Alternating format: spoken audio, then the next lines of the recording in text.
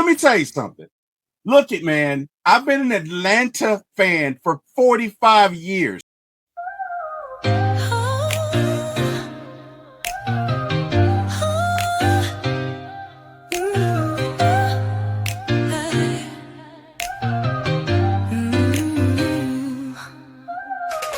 night vibes, we're turning up the heat. T Wil on the mic, can't accept defeat. My ATL sports show, he's running the game. Atlanta Falcons fly high, you know the name. In the heart of the A, where the pride runs deep. From the Braves to the Falcons, he's keeping it real, no sleep. He's got the scoop, every player, every play. Bringing the thunder every single day. T Wil, shining bright on the airwaves, bringing sports tonight. Atlanta heart, with a soul so free. My ATL sports show, it's the place to be. ATL fans, ATL family, welcome, welcome, welcome, welcome. Welcome to the inaugural voyage of Sippin Tea with T Wil. That's right, Sippin Tea with T Wil. Well, you gotta ask, what is Sippin Tea with T Wil? T Wil, like, what are we doing? What's the whole point of this? Well, it's kind of a Bigelow. I want you to listen out for this. It's a cross pollination of sports talk, of entertainment talk, and a few non-political current events.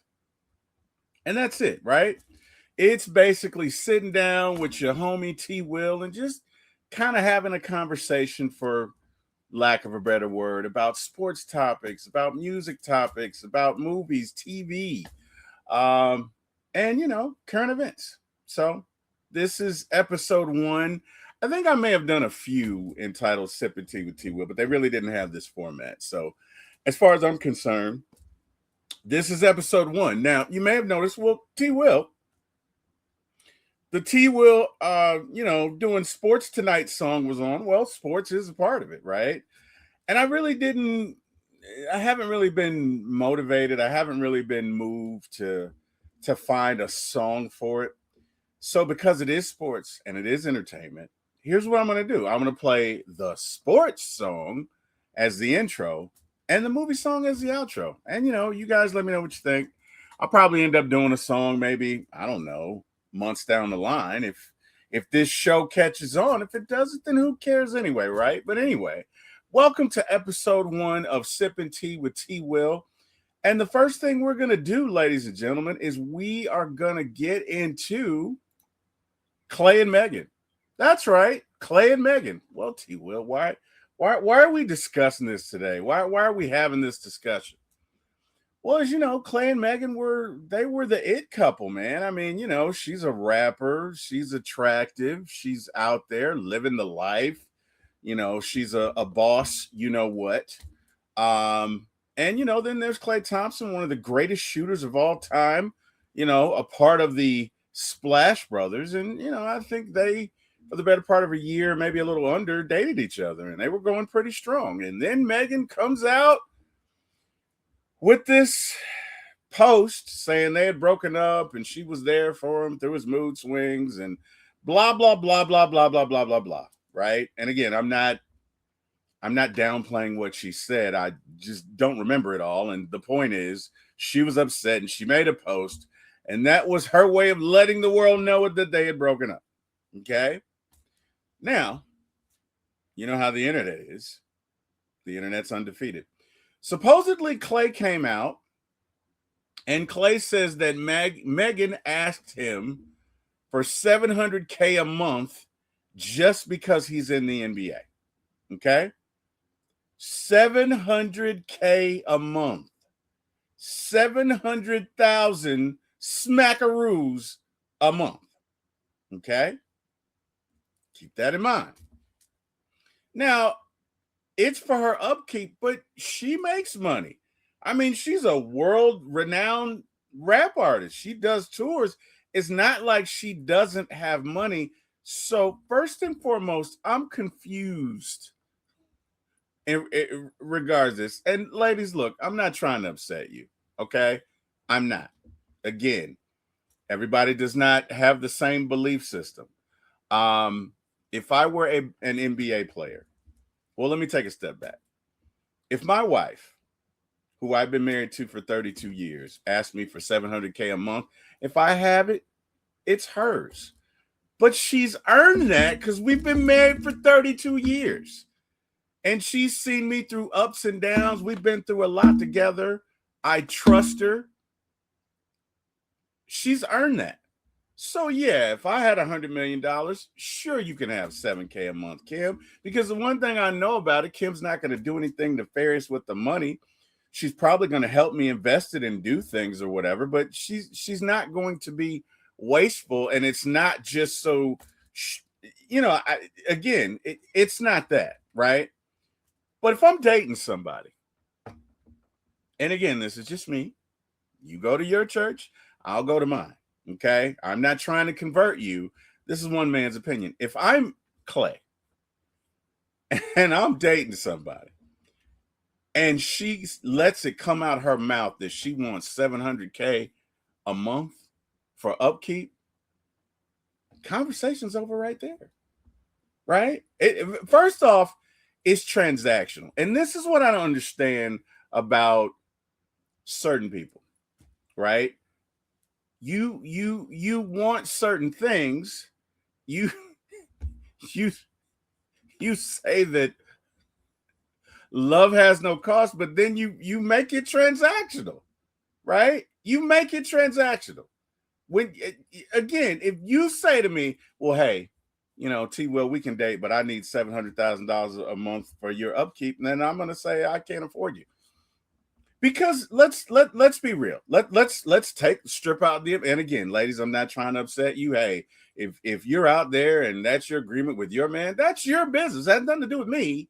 I'm simply saying that for me, if I'm a single man and I make, a good living, even if I could afford $700K a month, I don't know that I'd do it.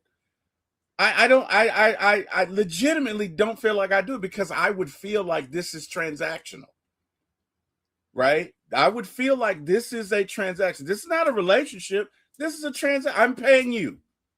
I'm paying you to spend time with me. I'm paying you. And again, we're going to keep it clean. This is the YouTube, but you know what I'm saying. Like it just feels transactional. All right. Now let's get to the brass tacks. Clay in his career has made $298 million, $755,404, right? Sounds like a lot of money, but in California, you cut that in half for state tax. So that's what, 150? 150 million, right? Got a $12.4 million home. I don't know that he paid for it in cash. I don't know that he paid for it all. But if he didn't, okay, the note on a $12.4 million home with the 20% down payment, it's about $65,000 to $75,000 a month. Okay, you got an agent. Your agent's going to take 3%.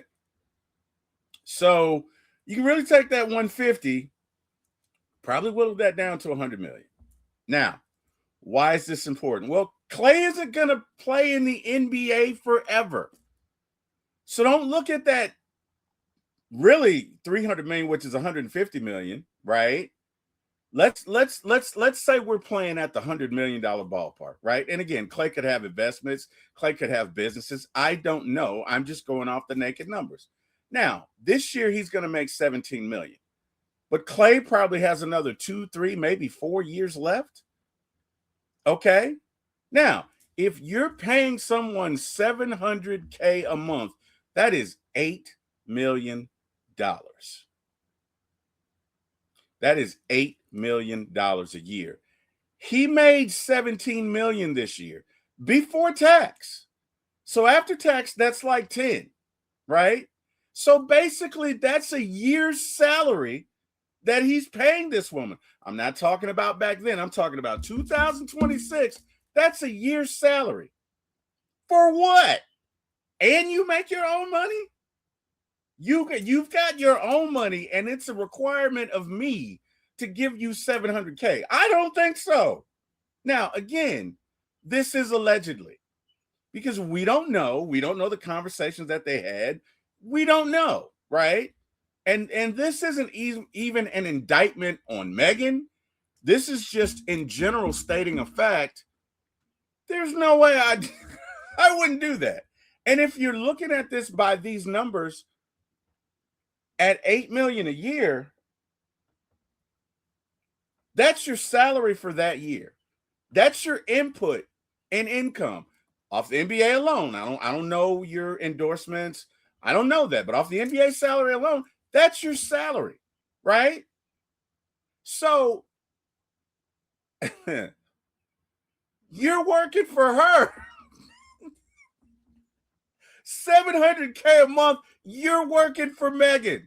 How you figure that, T Wil? Well, again, California, 17 million is basically what, 9 million, 10 million? If you cut it in half, 700K a month is 8 million. You basically you worked for her. No, you have your own job, Meghan. You've got your own career, Meghan. I'm not doing that. And again, this is allegedly. I'm looking at this from a 360 view, and I'm saying to myself, if I'm Clay, I would have done the same thing. I would have looked at that and said, you know what? 8 million? You got your own job with upkeep? I'm good. 70% of all professional athletes go broke within 10 years of retiring. 70%. 7 out of 10. So that means just because you have this money today doesn't mean you're going to have it forever, right? California is not Atlanta. California and New York are two of the most expensive states in the U.S., probably the two most expensive. Okay? So I don't know how much of that 100 million he's got left, but again, it's got to last him if he's in his 30s another 40, 50 years. Right? I'm assuming, yeah, you've got businesses and yeah, you're going to do other stuff, but do you really want to get down to your last 10, 20 million?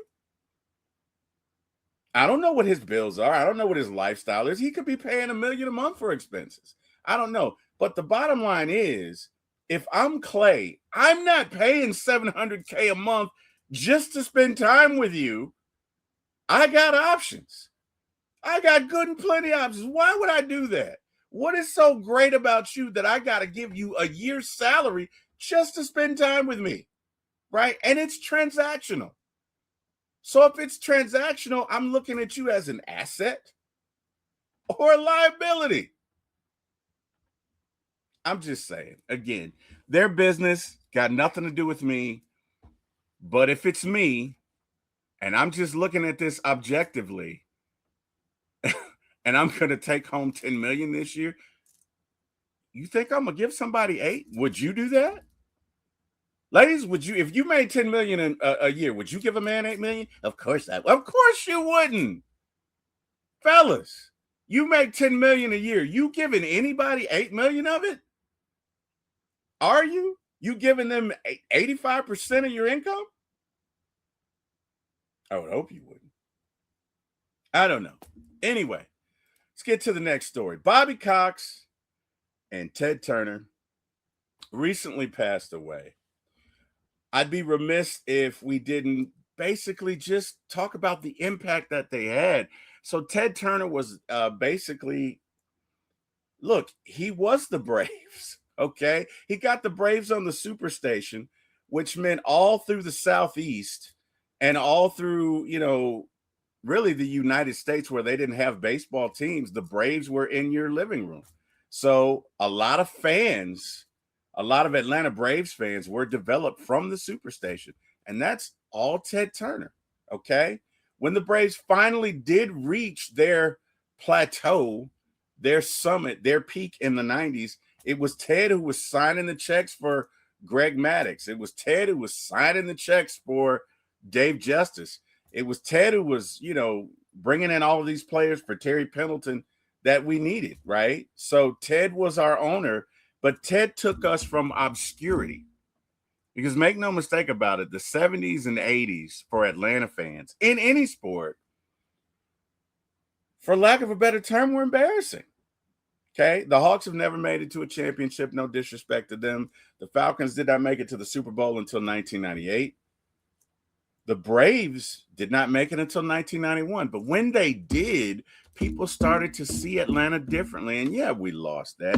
We shouldn't have lost that. That whoever that umpire is, who didn't call Kent Urbeck for throwing Ron Gant off first base.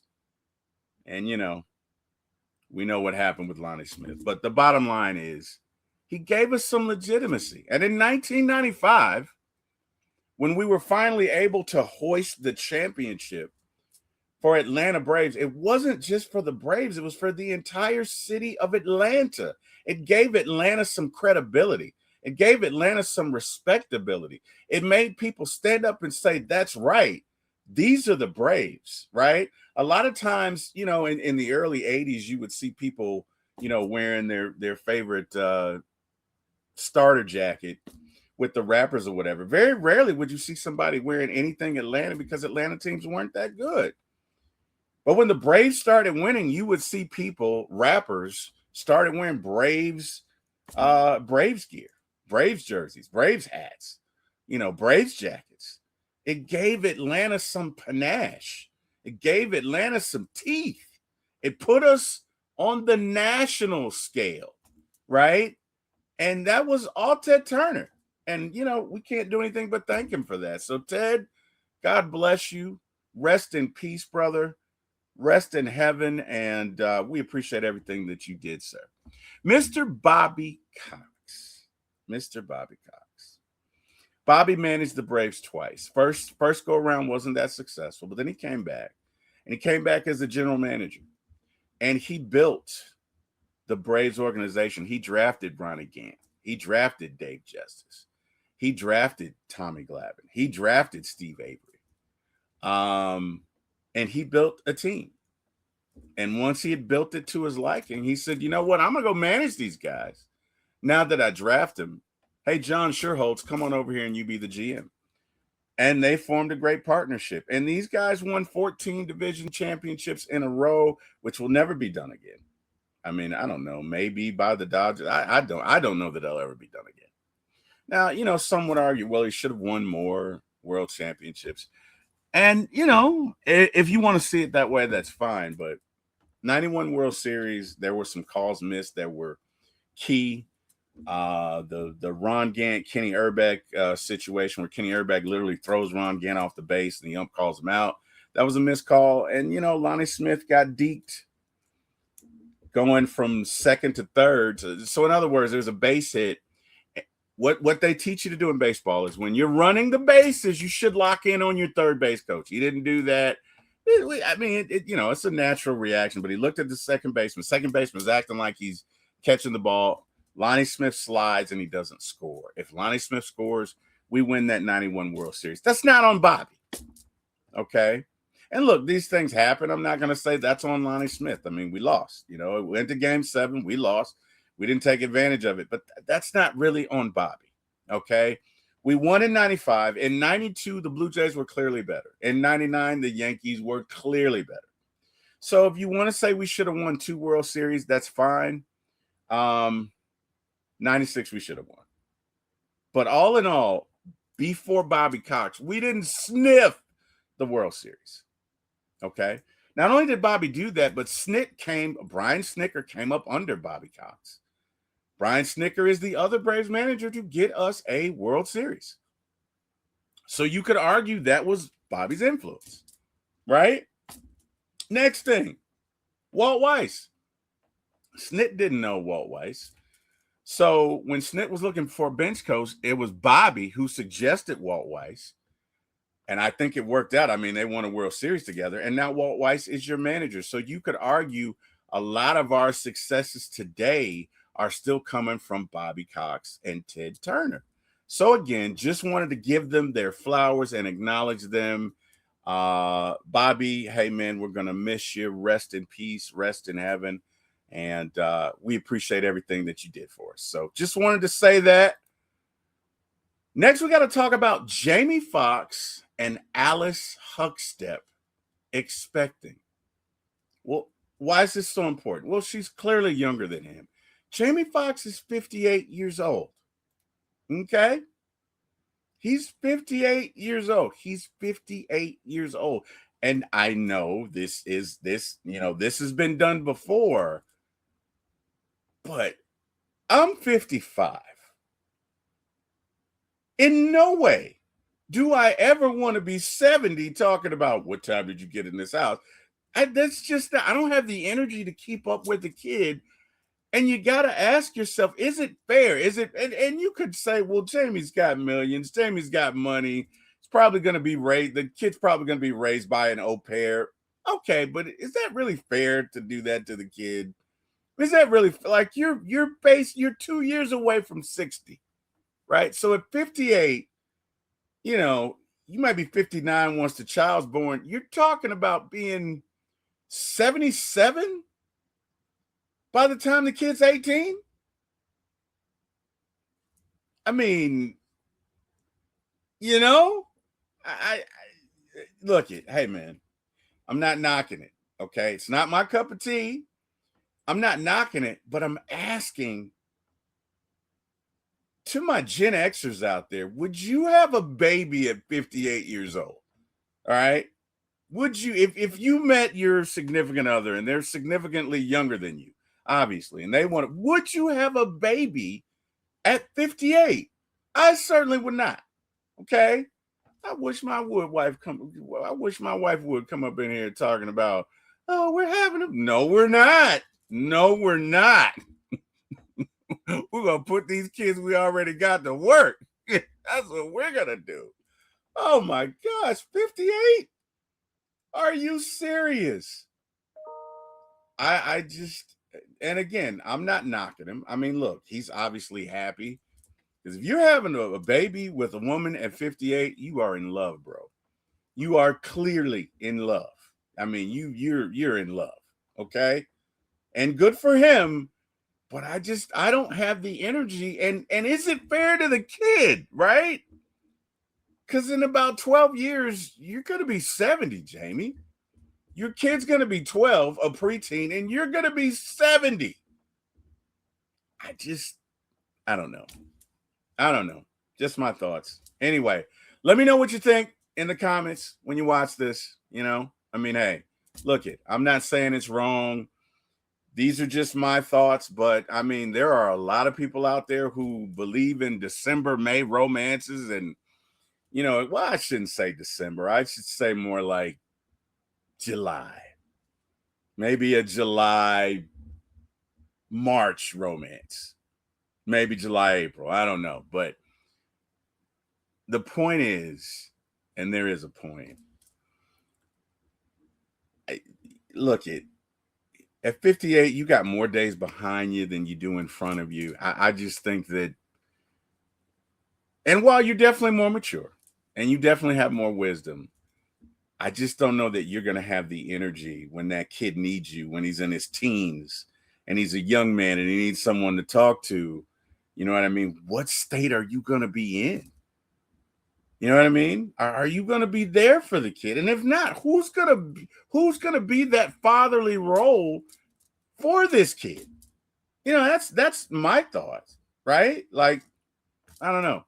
Anyway, let me know what you think. I'm not saying it's wrong. I'm not saying it's right. I'm not saying anything. These are just my thoughts. If it's me, I definitely do not want to be chasing around a teenager when I'm 75. I don't even know that I'll live to be 75. But if I do, I don't want to be chased around a teenager. Hey, Junior, what time did you get in here last night? What? I can't hear you. What? I don't want to be doing that. I want to live my 60s and 70s in peace, man. I'm just saying. So that's just me. Guys, let me know what you think. Next story. Drake drops 3 albums. Not 1, not 2, but 3. And guess what? They go number 1, number 2, and number 3. In the first week, he's got the Iceman, he's got Habibti, and Maid of Honor. I guess it's Habibti. I don't know how it's pronounced. But he dropped all 3 albums simultaneously, and they are number 1, number 2, and number 3 on the charts. And from my understanding, that has never been done before. You know what I mean? So good on Drake. He definitely had some rough years. The last 2 years have been rough. And you know, my thoughts were, how's this gonna be received? Right? And then what's he gonna be saying? What's he gonna be talking about? And more importantly, how do you come back from that? Right? So the beef between Drake and Kendrick just got out of hand. But when somebody makes a diss track that lands them in the Super Bowl, I gotta say they won. I mean, he performed the diss track at the Super Bowl. I gotta say they won. So my question is, how do you come back from that? How do you come back from that? Well, you don't just drop one album, right? You don't just drop 2 albums. You drop 3 albums at a time. And if they all go platinum, I mean, that's a good start, right? I guess it's how you want to see it. So Rick Ross says Drake's new albums, he reacts by calling Drake washed. Now, I know Drake and Rick Ross don't have any love lost there, but I wonder what, it doesn't seem like the streets are saying that, right? Because if he's washed, I mean, nobody would be buying it. And clearly, he's the first artist to drop the number 1, the number 2, and the number 3 album on the charts in the history of, I don't know, ever, right? So at least for now, he's winning. At least for now. All right? Let's check out what else is going on. So there's an article on Consequence Sound, I believe. It's a music review. I did see it online. It's by a young lady named Kiana Fitzgerald. And she says, and I quote, "At 43 songs and 2.5 hours, Drake's new 3-album mega drop feels less like a statement and more like overcompensation. Iceman, Maid of Honor, and Habibti find him nostalgic, defensive, and still oddly fixated on old wounds." Okay. So it sounds like she's saying Drake is really hurt and really embarrassed, and he's not going to let it go. And, you know, I guess he's got some diss tracks in there. And from my understanding, he does have diss tracks. One thing I will say is that thus far, Drake is laughing all the way to the bank. Okay. So you can call him butthurt. You can call him nostalgic. You can call him defensive. You can call him whatever you want. Don't call him late for dinner. You can call him whatever you want, but you can't call him broke because he's winning. He's winning all the way to the bank. Drake's Surprise 3 album is on track to shift over 700,000 equivalent units combined in its first week. The release is set to make Billboard history by sweeping the top 3 spots on the charts. The first week's sales and streaming breakdown is projected as follows: Iceman, 475,000 to 520,000 units. Maid of Honor, 115,000 to 135,000 units. Habibti, 110,000 to 130,000 units. So Drake is balling. Drake is laughing all the way to the bank. They're not like us. Well, y'all ain't like me. Say what you want. Now, will he continue that? I mean, that remains to be seen, you know. But right now, America is digging it. The charts are digging it. He's doing his thing. So for now, Drake is winning. Still a 5-time Grammy winner, and he will become the first artist to debut 3 albums in the top 3 on the Billboard 200. Nobody's ever done that. So if you gotta answer a diss track where, I don't know, your arch nemesis went to the Super Bowl and performed it against you, well, this is how you do it, okay? I mean, you got not 1, not 2, but 3 top albums, and they're all in the top 3, And I mean, that's like winning 8 Super Bowls in a row. Nobody's ever done it. Could we argue that you're the GOAT? Now, again, it's been mixed reviews because some folks are saying, oh, I'm sure the Kendrick fans are like, oh, it's trash because it's Drake. And they automatically aren't going to like Drake. But number 1, number 2, and number 3 on the charts, somebody likes it. Whole lot of bodies like it. So, I don't know. Just my thoughts. My only question is, what's next for Kendrick? Now, y'all know this is not a rapper you want to piss off. This is not you don't want the smoke with him. So I guess my question is, how does Kendrick respond? Is Kendrick just going to sit there and be like, whatever, man, you got the top 3, but I went to the Super Bowl. I have nothing to prove, right? He could do that. He could do that. Hopefully he does that. Or he could say, every time I try to get out, they pull me back in. And he could go back in the lab and go ballistic.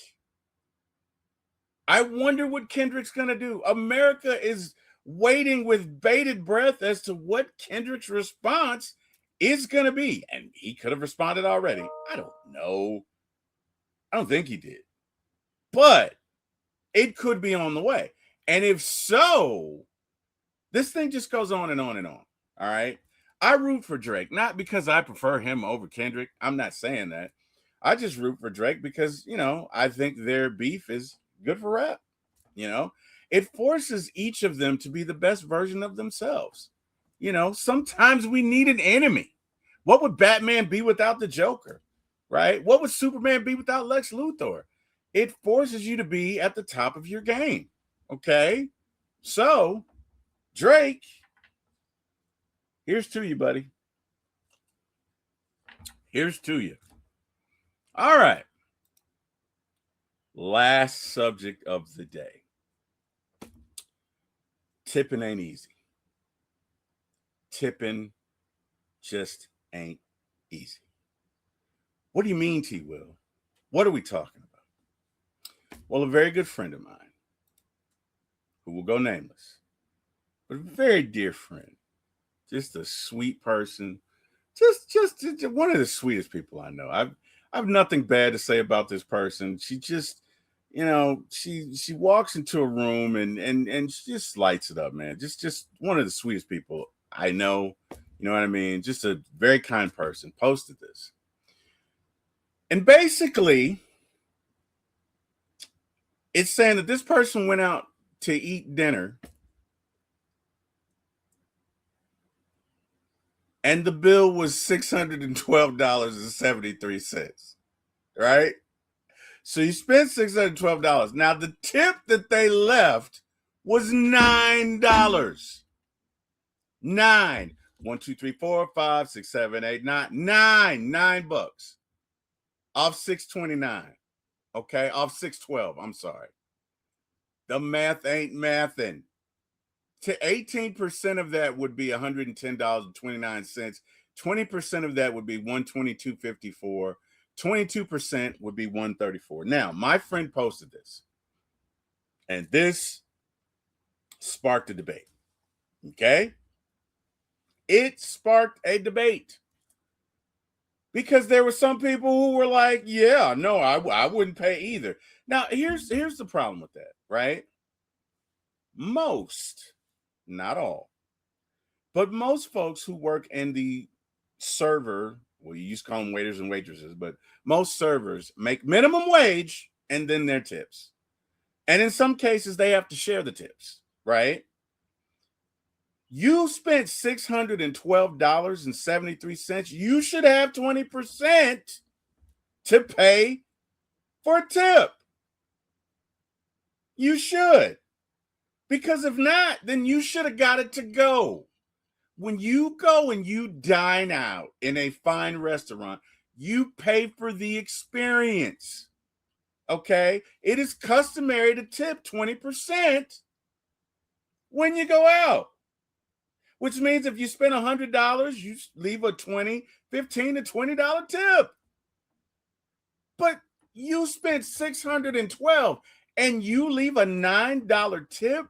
To me, and again, I'm not judging anybody, I'm giving you T Wil's belief system. I don't agree with that.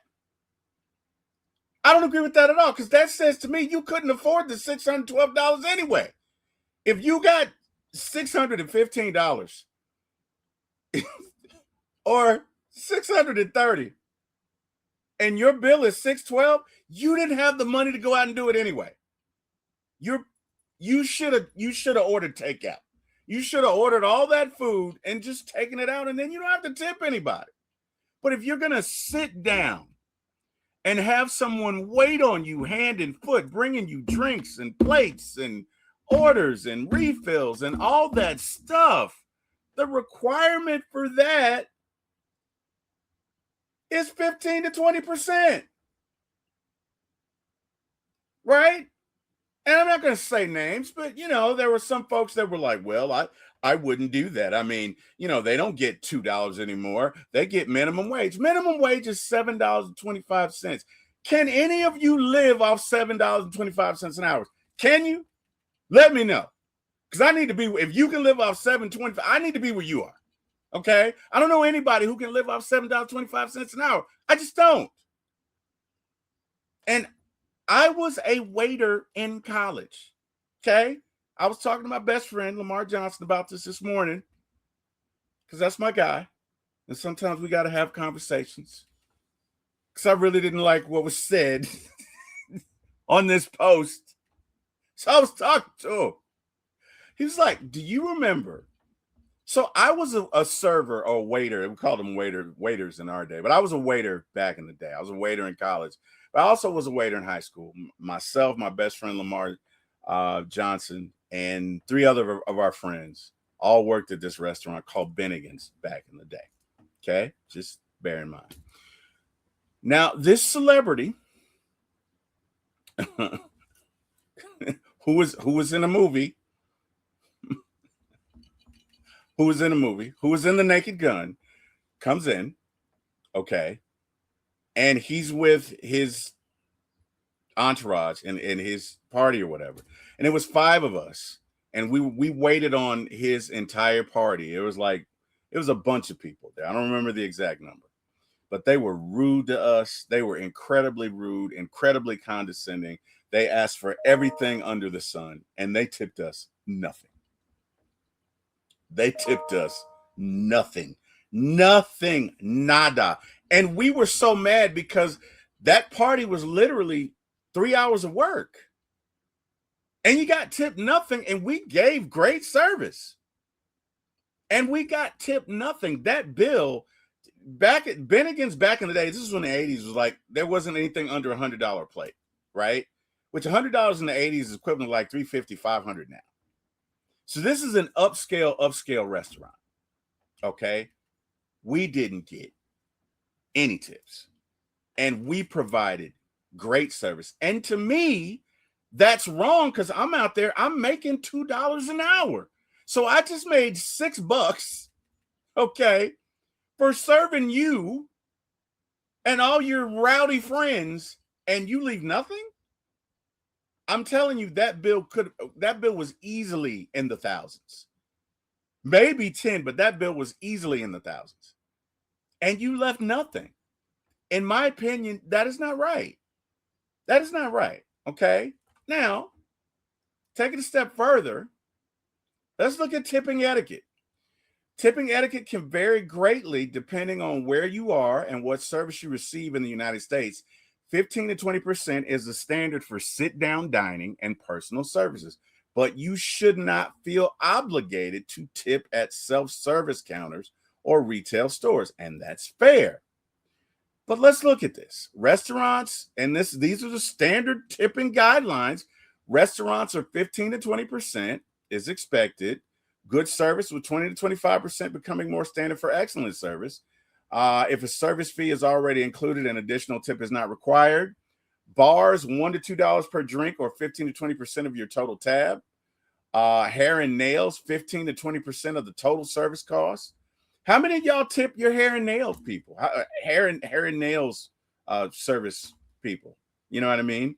How many tip at bars? Ride shares and taxis, 10% to 20% of the total fare. Hotel staff, $2 to $5 per bag for porters and bellhops, and $2 to $5 per day for housekeeping. Food and delivery, 10 to 20%. These people, look, they don't make a lot of money. So a lot of these folks are contingent upon your good stewardship. Now, if you receive bad service, that's one thing. Okay, I'm not telling anybody to tip bad service. If you're rude to me, you ain't getting nothing. But if you give me good service, right? If you give me good service, what's the problem with tipping 20%? Because again, if your bill is $600 and you can't afford the 20%, don't eat out. Order it to go. That's how you solve that. Right? Because I know people who will go to dinner at places they couldn't afford and literally start an issue so they wouldn't have to pay. They'd find things wrong. They'd find things wrong with the food or with the place so that they wouldn't have to pay. They're essentially freeloaders. Okay? But I cannot wrap my head around you going to a place and the bill is $600 and you leave a $9 tip. That is so gauche. It lacks decorum. It's like school on Saturday. In my opinion, it's no class. It just isn't. Right? It's just not. If you go out and whatever your bill is, you need to have 20% of it to tip, or you need to order it to go. Them's the rules. Don't sit up here and complain about it. No, I don't agree with that. Now, again, everybody's not going to agree with me, and I understand that. And you guys are well within your rights to believe whatever you want to believe. If you go out here and your bill is $1,000 and a dollar tip, that's between you and your God. You and whomever you serve. But I just feel like that's wrong. I feel like that's innately wrong to go somewhere and be served. Right? $600, that's a lot. If you go to Ruth's Chris, which is a very good, that's enough for about 4 or 5 steaks. That's a lot. Right? And you're gonna do that and $9 for real?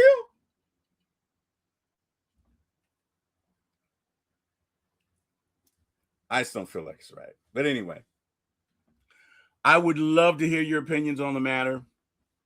Again, anything we talked about today, you can reach out to me regarding that. Thank you for those of you who will tune in or have tuned in. I greatly appreciate that. This was fun, guys. We're going to do this every Wednesday. And super excited to talk about it. But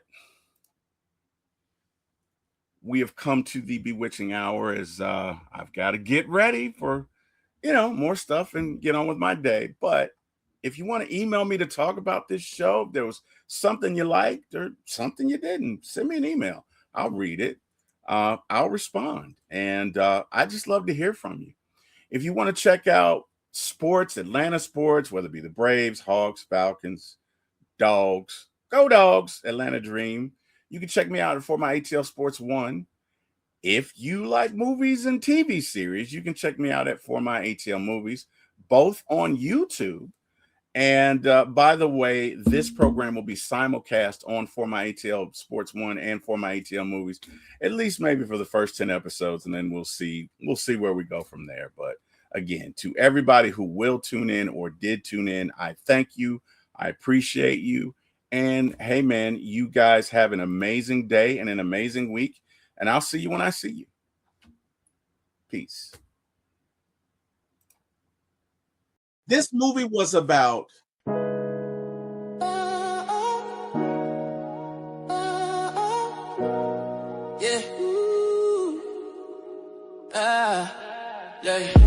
Lights, camera, action is going down. For my ATL movies, when we run this town with your host, T Wil, yeah, keeping it real. From the A to the screen, you can feel the thrill. Rolling with the classics, we're setting the pace. Highlighting the magic of our soulful space. Got the vibe, got the crew, making it tight. When the screen lights up, everything feels right. Grab your popcorn, let's make it loud. T Wil, T Wil. It's movie time, ATL style. Stand proud. From the silver screen to the hearts we steal. T Wil, T Wil. Every frame we capture is a real deal. Yeah. Talking premieres where the stars align. ATL views, yeah, they really shine. Behind the lens.